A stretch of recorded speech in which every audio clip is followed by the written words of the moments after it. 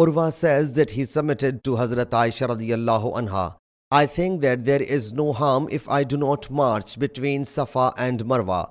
Hazrat Aisha radiyallahu anha asked, why? I said, for Allah Jalla Jalaluhu says, translation, no doubt Safa and Marwa are among the symbols of Allah.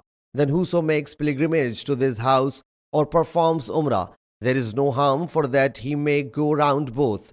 Surah Baqarah, verse 158. Hazrat Aisha radiyallahu anha said, if it had been so as you have interpreted, Allah Jalla Jalaluhu would have said, there is no sin if they do not go round Safa and Marwa.